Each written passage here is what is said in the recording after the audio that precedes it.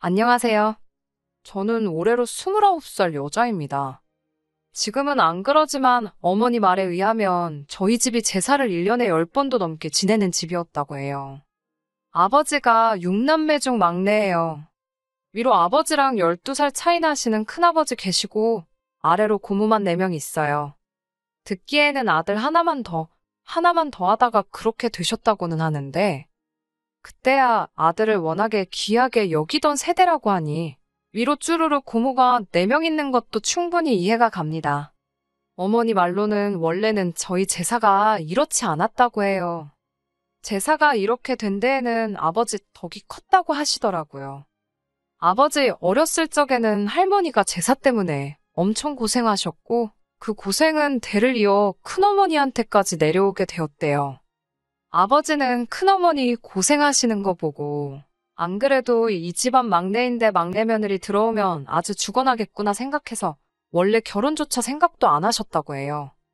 적어도 자기만 결혼 안 하면 대한민국 아무런 죄도 없는 한 여자의 인생을 구하는 거나 마찬가지 아니겠냐며.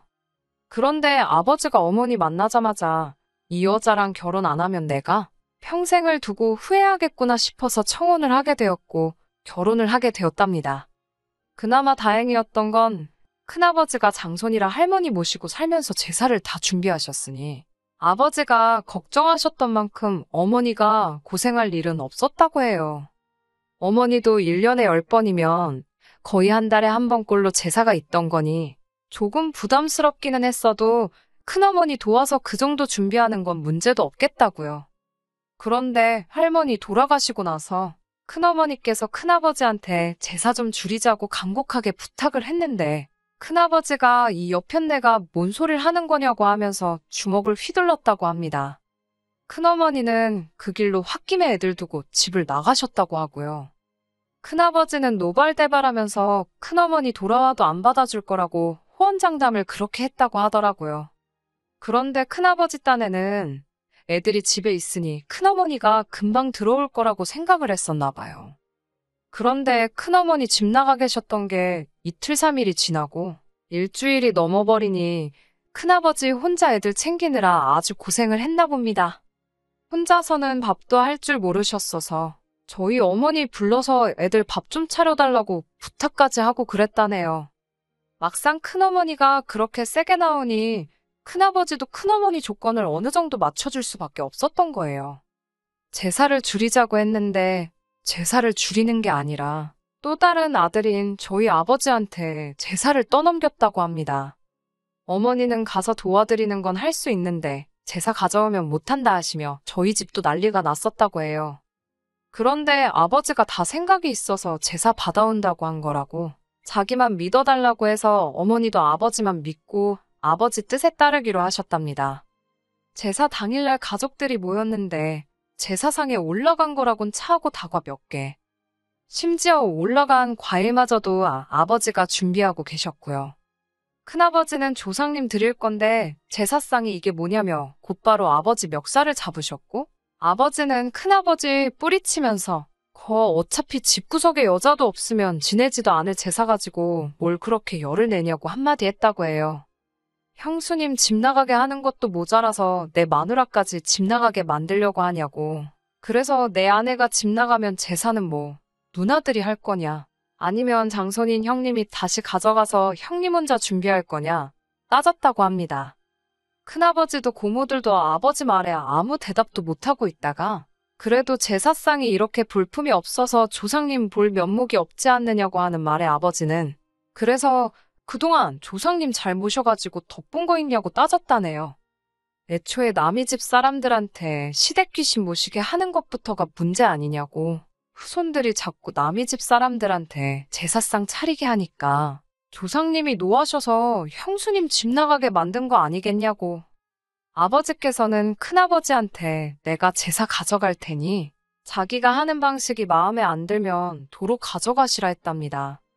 그리고 도로 가져가는 순간부터는 아버지는 더 이상 조상님 덕볼 생각 없으니 그거 뭐 좋은 거라고 형님들 누님들 열심히 제사 지내서 내 앞으로 들어올 덕까지 나눠 가지시라고 했다네요. 막상 제사 가져가라니 나서서 가져가겠다는 사람들 한 명 없었고 아버지는 기세를 몰아서 1년에 10번씩 있는 제사도 조상님 피곤하게 1년에 10번씩이나 오고 가게 만드냐고 하면서 그냥 1년에 한 번, 추석이든 설날이든 정해서 딱 한 번만 하기로 정하셨다고 해요. 그리고 남의 집 자식들한테 조상님 밥상 차리게 하지 말고 형님하고 저하고 둘이서 하자고 해서 그 뒤로부터는 큰아버지랑 아버지가 제사상 차리게 되었다 하고요.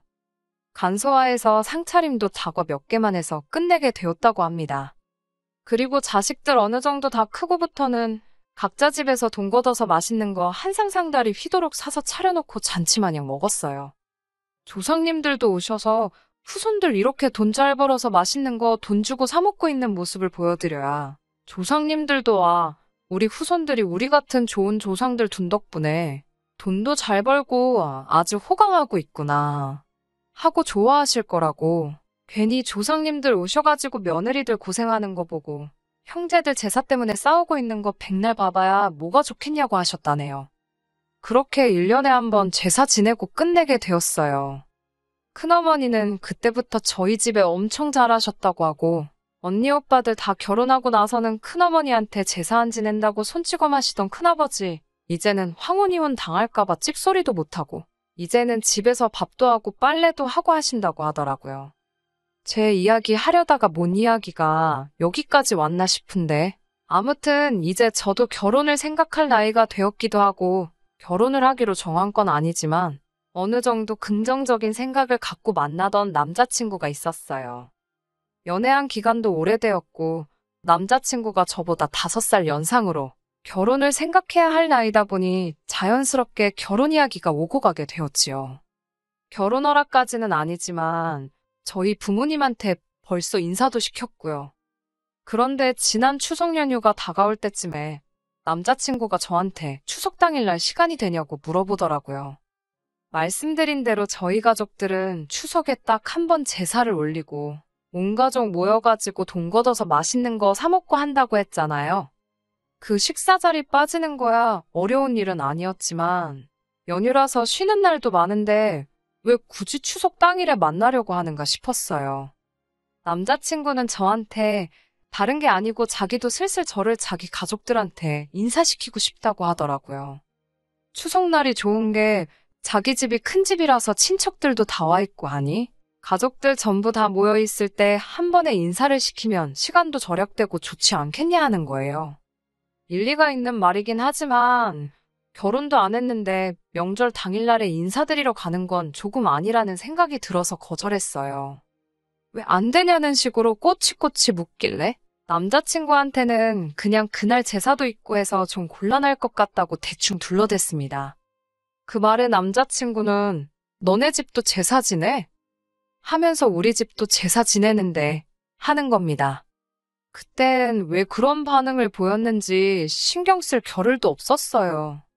아무튼 그때는 내가 안 된다고 말하고 그냥 다음에 기회가 되면 그때 인사드리는 걸로 하자고 거절을 했습니다. 그리고 추석 연휴가 끝나고 한 달 정도 지난 11월 초쯤이었던 것 같습니다. 남자친구가 언제쯤 시간이 되냐면서 물어보는데 그날이 목요일이었습니다. 하고 많은 날들 중에 왜 평일에 보려고 하냐고 그 주 주말로 하자고 했어요. 회사도 나가고 해야 하는데 평일에 인사드리러 가자는 건 퇴근 후에 일터에서 쌓인 피로가 절정일 때 완전 지쳐있는 상태에서 인사를 드려야 한다는 거잖아요. 그러니 남자친구는 왜 일을 할 생각을 하냐고 연차 써서 시간을 내는 게 당연하지 않냐는 거예요. 남자친구한테 서운하게 들릴 수는 있지만 굳이 휴가까지 써가면서 인사를 드려야 할 이유를 못 느끼겠다고 솔직하게 말했습니다. 더군다나 목요일이면 하루만 더 지나면 바로 주말인데 더더욱이 그렇게 해야 할 필요를 못 느꼈어요. 남자친구 부모님이 주말에 출근하는 분들도 아니실 테고 그 주 주말에 선약이 있다면 한 주 더 있다가 찾아가도 되는 거 아니냐고 했습니다. 남자친구는 그게 아니라고 목요일이 가장 인사드리기 좋은 날이라서 그날로 하자고 하는 거라고 말하더라고요. 부모님한테 인사드리러 가는데 좋은 날이 있고 나쁜 날이 따로 있냐, 무슨 차이냐 물어봤더니 그날이 자기 집 제사랍니다. 그날 또 친척들이 전부 다 자기 집으로 모일 테니 그때 인사드리면 저한테도 편할 거라는 거예요. 왜 자꾸 친척들한테까지 나를 인사 못 시켜서 안달이냐고. 그냥 주말에 부모님들께나 인사드리고 말겠다고 했습니다. 남자친구는 끝까지 포기를 안 하고 어차피 우리가 진짜로 결혼하게 되면 한 분 한 분 찾아가서 인사드려야 되지 않냐고. 지방에 살고 계시는 분들도 많으니 이게 다 자기가 저를 배려하세 제가 편하자고 그렇게 하는 거라는 겁니다. 암만 설득해도 그렇게 하기도 싫었고 결혼하면 결혼식 때 다 뵙게 될 텐데 뭐하러 결혼 전부터 지방까지 내려가 인사를 드리자고 하는 거냐. 그렇게는 못하겠다 하고 집에 돌아왔어요. 저희 부모님이 이 이야기를 듣더니 크게 말씀은 안 하셨지만 남자친구 집도 남자친구 집안만의 가풍이 있을 텐데 우리 집이 안 그런다고 해서 우리 집이 맞고 그 집이 틀리다고 생각하면 안 된다고 조심하게 이야기를 꺼내시더라고요. 그 말을 들으니 제가 좀 이기적이었던 건가 싶기도 하고 어머니 말씀에 가고 안 가고는 제가 정할 일이지만 어차피 제사가 자주 있는 집이라면 그날 인사드리러 다녀오는 것도 나쁘지 않겠다고 하시더라고요. 집안 분위기도 엿볼 수 있고 지금 남자친구만 봐서는 알 수 없는 것들이 있을 거라고 하시면서요. 어머니 말씀을 들으니 그것도 맞는 말이다 싶었고 어차피 남자친구가 저러는 걸로 봐서는 결혼 이야기가 본격적으로 오고 가기 시작하면 남자친구가 아니라 남자친구 부모님 선에서 제가 친척분들께 인사를 드리고 오라는 말을 듣게 되지 않을까 하는 생각도 들었습니다. 그러니 남자친구 생각대로 한 번에 모두 계실 때 인사를 드리면 오히려 나중에도 편해지겠다는 생각이 들었어요. 그래서 남자친구한테 연락해서 그날 찾아뵙겠다 말 전하고 회사에도 월차 신청을 해 미리 다 준비를 했습니다. 제가 그날에 찾아뵙겠다 하니 남자친구는 벌써부터 신이 나서 싱글벙글 하더라고요. 남자친구 부모님 댁에 오후 2시쯤 해서 도착을 했어요. 원래 오기로 1시간보다 살짝 이른 시간이기는 했습니다. 그래도 한 20분 정도 일찍 도착한 거였는데 남자친구 집 초인종을 누르니까 집에 여자들밖에 없더라고요. 남자친구는 어딜 갔나 싶어서 물어보니 남자들은 점심 식사 끝나고 당구장에 당구한 게임 치러 갔다고 하는 겁니다. 그런데 집안에서는 집안 여자들이 다 제사 음식 준비하느라고 한참이었고요. 그때까지만 해도 별 생각은 없었고 나 불러놓고서는 연락도 안 되고 친척들하고 당구장 가서 놀고 있는 남자친구한테만 화가 조금 나 있는 상태였어요. 적어도 나 오는 거 알고 있었으니 자기만큼은 친척들 따라 나가지 말고 집안에 있었어야 하는 거 아닌가 싶었습니다. 그런데 남자친구 어머니가 뭐 제사 있는 집 찾아오는데 옷을 이렇게 이쁘게 입고 왔냐고 하시는 겁니다. 한 손에는 대충 개어져 있는 앞치마가 들려 있었고요. 그때 느낌이 쎄하게 오더라고요. 무슨 일이 있을 건지 너무 눈에 선해서 어머님한테 남자친구 오거든 밖에서 만나서 들어오겠다고 말하고 후다닥 밖으로 나왔어요. 밖에 나와가지고 남자친구한테 전화를 하는데 친척들하고 얼마나 사이가 좋아서 얼마나 신나게 노는 건지 전화를 안 받더라고요. 이건 뭐 더 볼 게 있겠나 싶어서 그냥 돌아가야겠다 하고 지하철역 쪽으로 다시 향하고 있는데 남자친구가 저 멀리서 제 이름 부르면서 뛰어오더군요. 아마 친척들하고 놀러 갔다는 당구장 방향하고 제가 가는 방향이 같았나 봐요. 저보고 여기까지 와서 가기는 어딜 가냐고 붙잡더라고요. 남자친구 혼자만 나온 걸 보니 아무래도 어머님한테 연락받고 저 데리고 들어오라는 명령을 받았는지 부랴부랴 저를 데리고 들어가려고 급하게 온 것처럼 보였습니다. 내 연락은 죽어도 안 받더니 어머니 연락은 어떻게 받고 손살같이 뛰쳐나온 거고요. 재수없게 집에 돌아가는 상황에서 남자친구를 딱 마주쳐버린 겁니다. 남자친구한테 너는 여자친구 집에 인사시킨다고 하더니 친척들 쫓아나가서 놀 생각이 드냐고 한마디 따졌습니다. 너네 어머니는 나 보자마자 이름도 안 물어보고 복장 지적하더니 앞치마를 건네주시더라 따졌어요. 남자친구는 사과는 못할 망정 저한테 대려 큰 소리를 치더라고요. 너네 집도 제사 지낸다면서 뭘 다 알면서 그러냐고 하더군요. 자기 올 때까지 엄마랑 형수님들 도와서 제사 음식 준비하는 거 도와주면 미리 이쁨도 받고 얼마나 좋냐고 하는 거예요. 남자친구 어머니가 저한테 앞치마 건네줄 것처럼 했을 때부터 이미 긴가민가 했는데 일 시키려고 붙잡으려 쫓아온 남자친구가 저를 따라와서 한다는 말이 고작 그딴 소리니 어이가 없었어요. 오히려 남자친구를 길에서 맞닥뜨리지 않았더라면 그냥 그 길로 집에 돌아가고 그날 저녁에 전화로 결혼은 무슨 이 연애부터가 쫑이다 이 자식아 하고 말았을 거예요. 그런데 재수없게 마주쳐서 이런 소리 듣고 있으니 그냥 넘어가선 안 될 것 같더라고요. 그래서 남자친구한테 져주는 척 알겠다고 말하고 남자친구 부모님 댁으로 다시 향했습니다. 남자친구가 저를 끌고 들어오니 남자친구 어머니도 조금 흡족한 표정을 보였어요. 저 혼자 생각이지만 그 표정이 마치 그래도 내 아들 말은 잘 듣는구나, 안심이다 하는 표정처럼 보였습니다. 여전히 제 이름은 안 물어보시고 앞치마부터 건네주는 거 보니 딱 봐도 인사시키는 게 목적이 아니라 애초에 결혼하기 전부터 얼마나 군소리 없이 일 잘하는 며느리 후보인지 그거부터 확인해 보려고 일부러 제 사진에는 날에 맞춰서 나를 잡았구나 하는 생각이 딱 들더군요. 외투 벗어두고 앞치마 고쳐 입고 나오니 제가 도착하기로 1시간쯤 돼서 집안 남자들도 돌아왔어요. 주방에 신문지 잔뜩 깔아놓고 여자들 일하고 있는데 남자들은 거들떠도 안 보고 시끌시끌 TV 앞에 상 펴놓고 둘러앉아서는 제사 음식 해놓은 거랑 해서 술상 좀 내오라고 시키는 거예요. 아침부터 음식 준비한다고 지쳐있는 형수님들 얼굴 표정이 어두워지는 게 기껏 음식 해놨더니 제사 시작하기 전부터 전 부쳐놓은 거 거덜내려고 저러나 하는 표정이었습니다. 큰 접시에 이것저것 담아주신 거 제가 거실에 펴놓은 술상 위에 가져다 주면서 남자친구 아버지한테 이 집은 여자들만 음식 준비하는가 봐요. 하고 물었어요. 남자친구 아버님이 저를 보더니 얘가 뭔 소리를 하는 거래? 하는 표정으로 저를 쳐다보더라고요. 아버님이 너네 집은 그럼 남자들이 음식 준비를 하느냐고 물어왔어요. 그래서 제가 저희 아버지한테 들은 대로 그대로 말해줬습니다. 원래 옛날에 보고 배운 거 없는 상놈들이 돈 주고 족보 사가지고 양반 따라한답시고 상다리 휘어지게 차리던 문화가 정착이 돼서 그런 거라고. 우리 집은 남자들이 제사상 준비하고 음식도 과일 몇 개만 올리고 끝낸다고 대답해주고 자리로 돌아갔어요. 아버님이 소리 빡 지르면서 저를 쫓아오더라고요. 너 지금 우리 집을 상놈집이라고 한 거냐고 노발대발 날뛰기 시작했지요. 아버님한테 제가 언제 이 집안이 상놈집이라고 했냐고 말이 그렇다는 거죠 하고 말았어요. 제 반응에 남자친구 아버님이 더 길길이 날뛰면서 상놈집은 너네 집이겠지 하면서 대대로 모실 조상이 없으니까 그렇게 음식 대충 차려놓고 하는 거 아니겠냐며 성질을 부리더라고요. 그래서 저도 앉은 상태로 아버님 노려보면서 딱 한마디 더 했어요. 모르긴 몰라도 아직 결혼 약속도 안 한 아들 남자친구 불러서 자기네 집 제사 음식 하라고 하는 집 구석이 양반집처럼 보이지는 않는다고. 방귀 낀 놈이 성낸다는데 혹시 이 집이 진짜로 어디서 족보 사와서 양반 흉내내는 상놈 집안이었냐고 했습니다. 원래 이 집 식구도 아닌 여자들만 준비하는데 어디 조상님이 남의 집 사람들한테 음식 대접받아서 기뻐하시겠냐고? 다른 남자분들도 거기서 해놓은 음식 집어먹으면서 놀고만 있을 게 아니라 다 같이 와서 음식 준비하는 게 좋지 않겠냐고 했어요.